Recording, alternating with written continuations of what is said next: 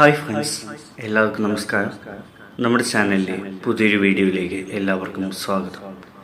ഇന്ന് നമ്മൾ ഈ വീഡിയോയിലൂടെ കാണാനായിട്ട് പോകുന്നത് ജുറൈസ് എന്നുള്ള കീബോർഡിൻ്റെ റിവ്യൂവും കാര്യങ്ങളൊക്കെയാണ്. അപ്പം ബാക്കിയുള്ള കാര്യങ്ങൾ നമുക്ക് വീഡിയോയിലൂടെ കണ്ട് മനസ്സിലാക്കാം. അപ്പോൾ നമുക്ക് നേരെ വീഡിയോയിലേക്ക് പോകാം. അപ്പോൾ നമുക്ക് കീബോർഡിൻ്റെ പുറകുവശം മുതൽ നമുക്ക് ആരംഭിക്കാം. നമുക്കിവിടെ കാണാം, കീബോർഡിൻ്റെ പേര് ഇവിടെ അവർ മെൻഷൻ ചെയ്തിട്ടുണ്ട്. അതേപോലെ തന്നെ തൊട്ടിപ്പുറത്തെ സൈഡിലേക്ക് വന്നു കഴിഞ്ഞാൽ മൈക്രോ SD കാർഡ് എന്ന് പറഞ്ഞൊരു പോർട്ട് നമുക്ക് കാണാം. ആക്ച്വലി ഇതൊരു ഡമ്മിയാണ്. നമുക്ക് ഭാവിയിലേക്ക് വേണമെന്നുണ്ടെങ്കിൽ ആഡ് ചെയ്യാനായിട്ട് അവരങ്ങനൊരു സംഭവം കൊടുത്തിരിക്കുന്നു എന്നുള്ളൂ. പിന്നെ അതുപോലെ ഒരു USB പോർട്ട് നമുക്ക് കാണാം. പിന്നെ മിഡി സസ്റ്റെയിൻ, അതും ഈ പറഞ്ഞ പോലെ നമുക്ക് ഭാവിയിലേക്ക് വേണമെന്നുണ്ടെങ്കിൽ ആഡ് ചെയ്യാൻ വേണ്ടിയിട്ട് അവരൊരു പോർട്ട് ഇട്ട് കൊടുത്തിരിക്കുന്നതാണ്. പിന്നെ അതേപോലെ തന്നെ മൈക്ക് ഇൻപുട്ടിനുള്ളൊരു പോയിൻറ്റും തൊട്ട് സൈഡിൽ ഓക്സ് ഇൻപുട്ടും, അതേപോലെ തന്നെ ഫോൺസ്, പിന്നെ അതേപോലെ സപ്ലൈ കൊടുക്കാനുള്ളൊരു സോക്കറ്റും നമുക്ക് ഇവിടെ പുറകിലായിട്ട് കൊടുത്തിട്ടുണ്ട്. അപ്പോൾ ഇത്രയാണ് പുറകിലുള്ള കാഴ്ചകളും കാര്യങ്ങളും. ഇനി നമ്മൾ അടുത്തതായിട്ട് നോക്കാനായിട്ട് പോകുന്നത് നമ്മുടെ കീബോർഡിൻ്റെ ഫ്രണ്ട് പാനലിൽ എന്തൊക്കെയാണ് സെറ്റിങ്സുകൾ, ബട്ടൺസുകൾ ഉള്ളതെന്നൊക്കെയാണ് നമ്മളിനി നോക്കാനായിട്ട് പോകുന്നത്. അപ്പോൾ നമുക്കിവിടെ കാണാം, നമ്മുടെ ഇതിൽ ഉള്ള ഇൻസ്ട്രുമെൻസിൻ്റെ ഒരു ലിസ്റ്റ് ഇവിടെ എഴുതി വെച്ചിട്ടുണ്ട്. പിന്നെ അതേപോലെ തന്നെ ഒരു പവർ ബട്ടൺ നമുക്കിവിടെ കാണാം. പുഷ് ടൈപ്പ് ബട്ടണാണ് അവർ കൊടുത്തിരിക്കുന്നത്. പിന്നെ അതുപോലെ ഇൻട്രോ ബട്ടൺ നമുക്കിവിടെ കാണാം. അതുപോലെ സ്റ്റാർട്ട് സ്റ്റോപ്പ് ബട്ടൺ നമുക്ക് കാണാം. പിന്നെ മെയിൻ വോളിയം, അപ്പോൾ അത് അഡ്ജസ്റ്റ് ചെയ്യാനുള്ള 2 സ്വിച്ച് അവർ കമ്പനി പ്രൊവൈഡ് ചെയ്തിട്ടുണ്ട്. പിന്നെ ടെമ്പോയുടെ സ്പീഡ് അഡ്ജസ്റ്റ് ചെയ്യാനുള്ളൊരു ബട്ടൺ നമുക്ക് ഇവിടെ കാണാനായിട്ട് പറ്റും. പിന്നെ അക്കംപനിമെൻറ്റിൻ്റെ വോളിയം അഡ്ജസ്റ്റ് ചെയ്യാനുള്ളൊരു സ്വിച്ച് നമുക്കിവിടെ കാണാം. പിന്നെ അതേപോലെ തന്നെ ട്രാൻസ്പോസ്, അത് പ്ലസ് ചെയ്യാനും മൈനസ് ചെയ്യാനൊരു ബട്ടൺ. പിന്നെ ഈ സസ്റ്റെയിൻ ചെയ്യാനും അതേപോലെ വൈബ്രാട്ടോ എന്നുള്ളൊരു ഇതിലേക്ക് സെലക്ട് ചെയ്യാനുള്ള 2 സ്വിച്ചും കമ്പനി പ്രൊവൈഡ് ചെയ്തിട്ടുണ്ട്. ഇനി ഇവിടെ നമുക്ക് കാണാം സിങ്ക് എന്ന് പറഞ്ഞൊരു ബട്ടൺ, പിന്നെ അതുപോലെ സിംഗർ, പിന്നെ ഫിംഗർ, പിന്നെ ഫില്ല്, അതായത് റിതത്തിൻ്റെ ഫില്ലിനെയാണ് ഉദ്ദേശിക്കുന്നത്. മറ്റേതൊക്കെ നമുക്ക് വർക്ക് ചെയ്യിച്ച് നമുക്ക് നോക്കാം.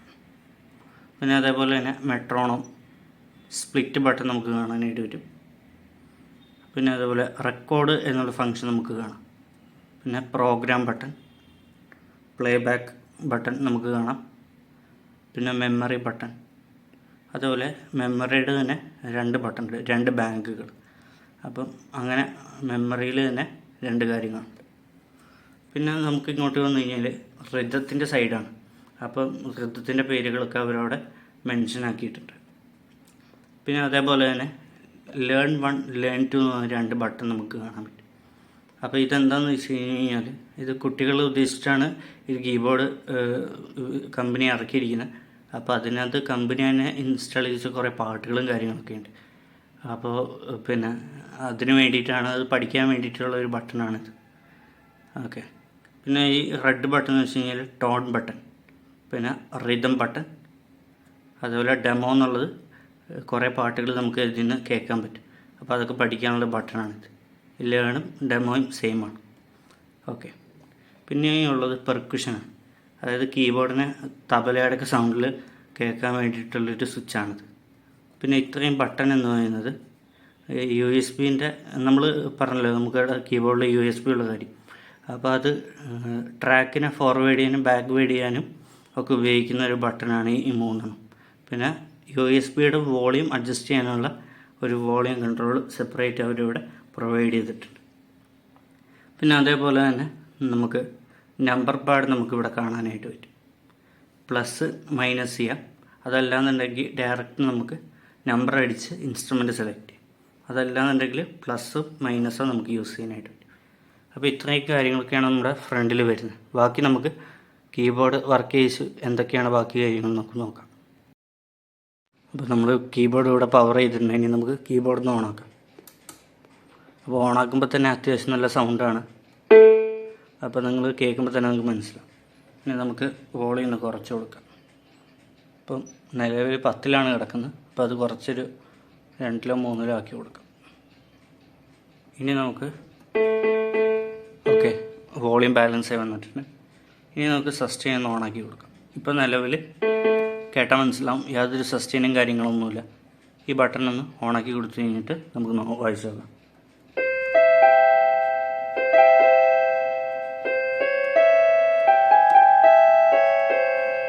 ഓക്കെ സസ്റ്റെയിൻ ഇപ്പോൾ ഓണായി വന്നിട്ടുണ്ട്. ഇനി നമുക്ക് കുറച്ച് ടോണുകൾ നമുക്ക് ചെക്ക് ചെയ്ത് നോക്കാം. അപ്പോൾ വൈബ്രഫോൺ ഒന്ന് നമുക്ക് വായിച്ച് നോക്കാം. അപ്പോൾ ഒന്നാമത്തെ ടോണാണത്. ഇപ്പം നമുക്ക് കേട്ടാൽ മനസ്സിലാവും സസ്റ്റെയിൻ മാത്രമേ ഉള്ളൂ, പക്ഷെ ഒരു പഞ്ചില്ല നമുക്ക് കേൾക്കാനായിട്ട്. അപ്പോൾ അതിന് വേണ്ടിയിട്ട് വൈബ്രേറ്റർ ഒന്ന് ഇട്ട് നമുക്ക് വായിച്ച് നോക്കാം. ഓക്കെ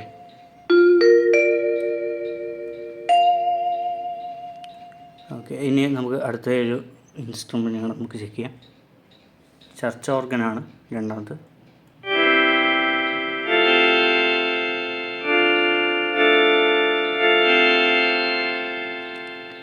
ഓക്കെ എല്ലാം അത്യാവശ്യം വോളിയം ഉള്ളതാണ്. ഓക്കെ ഇനി ഒരു ഇൻസ്ട്രുമെൻറ്റ് കൂടി നമുക്ക് ചെക്ക് ചെയ്യാം. 13ാമത്തെ ഇൻസ്ട്രുമെൻ്റായ ഫ്ലൂട്ട് നമുക്കൊന്ന് ചെക്ക് ചെയ്യാം.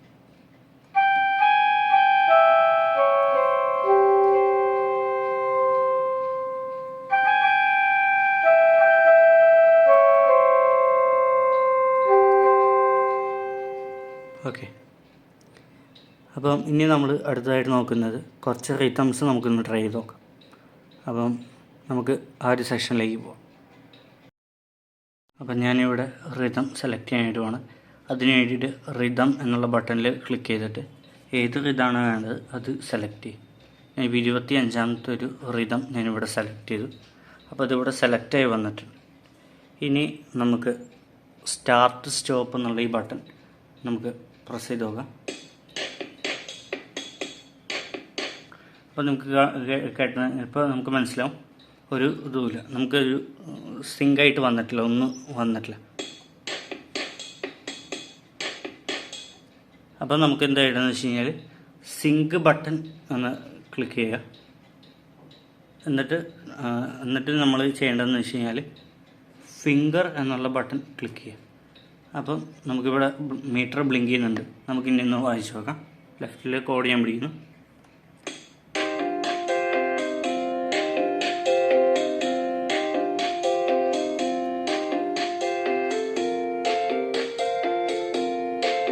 ഓക്കെ ഫില്ല് കൊടുക്കാം.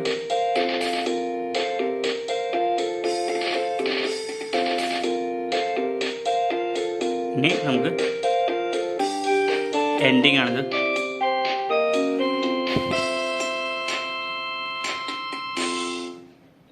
ഓക്കെ ഇതാണ് അതിൻ്റെ കാര്യങ്ങൾ. ഓക്കെ ഇനി അടുത്തൊരു റിതങ്ങൾ നമുക്ക് നോക്കാം. 26ാമത്തെ കിടക്കട്ടെ. സിങ്ക് ബട്ടൺ ഓൺ ആക്കുന്നു, കോഡ് പിടിക്കുന്നു, ടെമ്പോ നമുക്ക് അഡ്ജസ്റ്റ് ചെയ്യണമെങ്കിൽ അഡ്ജസ്റ്റ് ചെയ്യാം.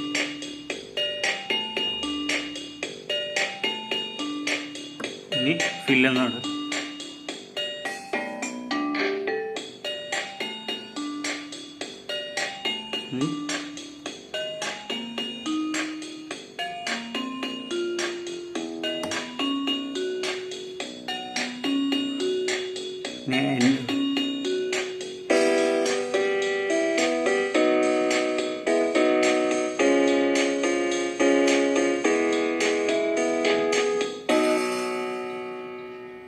അപ്പോൾ ഇതൊക്കെയാണ് റിതത്തിൻ്റെ കാര്യങ്ങൾ.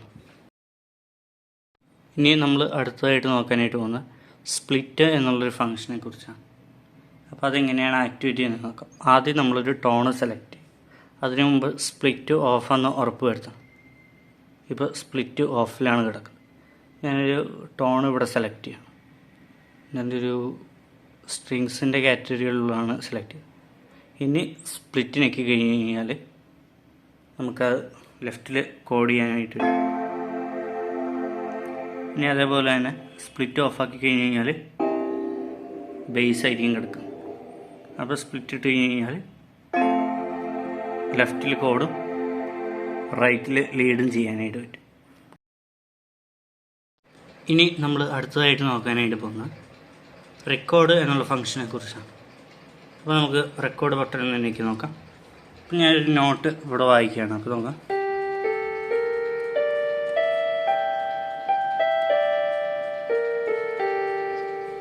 ഓക്കെ, ഇനി നമുക്ക് അടുത്ത് പ്ലേ ബാക്ക് എന്നുള്ളതിൽ ക്ലിക്ക് ചെയ്യാം.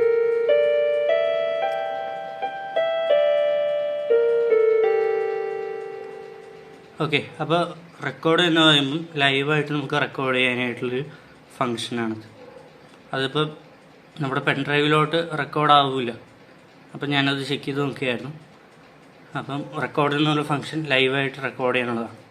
അതേപോലെ പ്ലേ ബാക്ക് എന്ന് പറയുമ്പോൾ അപ്പോൾ തന്നെ കേൾക്കാനുള്ളൊരു സംവിധാനമാണ്. ഇനി നമുക്ക് പ്രോഗ്രാം മോഡെന്ന് ചെക്ക് ചെയ്ത് നോക്കാം. ഇപ്പോൾ 9ാമത്തെ പ്രോഗ്രാമാണ് അവർ സേവ് ചെയ്തിട്ടിരിക്കും. നമുക്ക് നോക്കാം എന്താണെന്ന് നോക്കാം.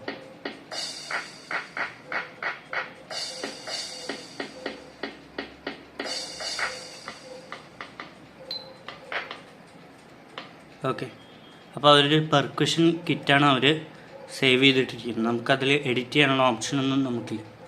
ഇനി മെമ്മറി ബട്ടൺ എന്ന് പറയുന്നത് നമുക്ക് നോക്കാം. അതായത് നമുക്ക് മെമ്മറി ബാങ്കിലേക്ക് സേവ് ചെയ്യാനായിട്ട് ഉപയോഗിക്കുന്നൊരു ബട്ടണാണ് മെമ്മറി എന്നത്. അപ്പോൾ നമുക്ക് ഈ മെമ്മറി 1ൽ എന്താ ഉള്ളത് നോക്കാം. അതിൻ്റെ ആ പ്രോഗ്രാം മോഡ് ഓഫ് ചെയ്തിട്ട് ഇനി നമുക്ക് നോക്കാം.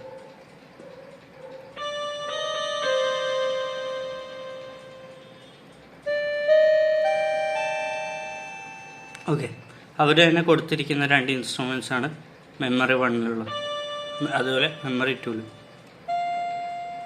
അപ്പോൾ നമുക്കെങ്ങനെയാണ് നമ്മുടേതായ ഇഷ്ടത്തിന് ഒരു ഇൻസ്ട്രുമെൻ്റ് മെമ്മറിയിൽ സേവ് ചെയ്യുന്നത് നമുക്ക് നോക്കാം. അപ്പോൾ അതിനുവേണ്ടി ഒരു ടോൺ നമ്മൾ സെലക്ട് ചെയ്യേണ്ടതായിട്ടുണ്ട്. അപ്പോൾ ഞാനൊരു 74ാമത്തെ ഒരു ടോണ് ഞാനിവിടെ സെലക്ട് ചെയ്യാനായിട്ട്. എന്നിട്ട് എനിക്കിപ്പോൾ ഇത് മെമ്മറി 1ലോട്ടാണ് സേവ് ചെയ്യുന്നത്. അപ്പോൾ അതിന് വേണ്ടിയിട്ട് മെമ്മറി ബട്ടണും M1 എന്നുള്ള ബട്ടൺ, അതായത് ശ്രദ്ധിക്കുക, മെമ്മറി ബട്ടണും അതേപോലെ M1 M2 എന്നുള്ള 2 ബട്ടണുണ്ട്. അപ്പോൾ എനിക്ക് മെമ്മറി 1ലോട്ടാണ് സേവ് ചെയ്യേണ്ടത്. അപ്പോൾ ഞാൻ മെമ്മറി ബട്ടൺ ഞെക്കിക്കൊണ്ട് തന്നെ M1 എന്നുള്ള ബട്ടണിലേക്ക് ഞാൻ ഞെക്കി കഴിഞ്ഞപ്പോൾ അതവിടെ സേവ് ആയിട്ടുണ്ട്. ഇനി നമുക്കൊന്ന് വായിച്ചു നോക്കാം, വന്നിട്ട് നോക്കാം. ഓക്കെ, അതവിടെ വന്നു കഴിഞ്ഞു. ഇനി M2ൽ ഞാനൊന്നും ചെയ്തിട്ടില്ല, നമുക്ക് നോക്കാം അതങ്ങനെ. നമുക്ക് നോക്കാം.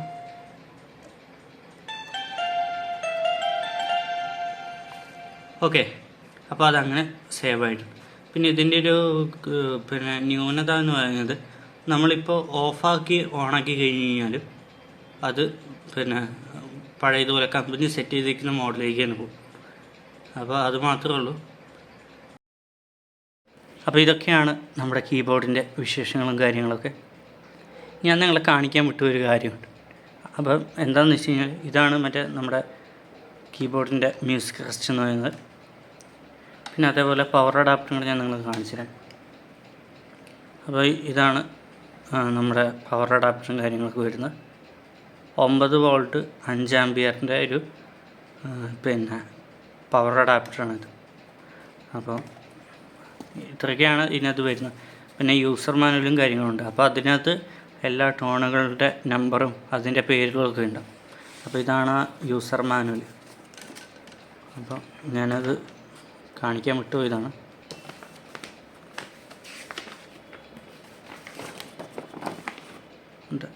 ഇത് ഇഷ്ടം പോലെ അവർ ഋതത്തിൻ്റെ പേരും നമ്പറൊക്കെ കൊടുത്തിട്ടുണ്ട്.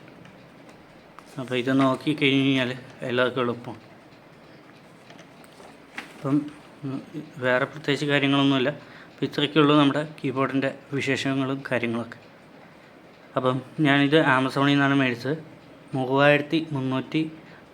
3399 രൂപയാണ് ഇതിനായത്. അപ്പോൾ ഇതിപ്പോൾ ഞാനിത് വേണ്ടവർക്ക് ഞാൻ ഈ പ്രൊഡക്റ്റിൻ്റെ ലിങ്ക് എൻ്റെ ഡിസ്ക്രിപ്ഷനിൽ ഞാൻ കൊടുക്കാം. അപ്പോൾ താല്പര്യമുള്ളവർക്ക് മേടിക്കാവുന്നതാണ്. അപ്പോൾ ബഡ്ജറ്റ് ഫ്രണ്ട്ലി കീബോർഡാണത്. അപ്പോൾ അങ്ങനെ തോന്നിയത് കൊണ്ടാണ് ഞാനിത് മേടിച്ചത്. അപ്പോൾ എൻ്റെ പേഴ്സണൽ യൂസിന് വേണ്ടിയിട്ട് ഞാൻ മേടിച്ചതാണ്. ഇനിയിപ്പോൾ നിങ്ങളുടെയൊക്കെ താല്പര്യമാണ്, മേടിക്കണമെങ്കിൽ മേടിക്കാം. അപ്പോൾ ഞാൻ എന്തായാലും ലിങ്ക് ഞാൻ ഡിസ്ക്രിപ്ഷനിൽ ഞാൻ കൊടുക്കാം. താല്പര്യമുള്ളവർ മേടിച്ച് നോക്കുക.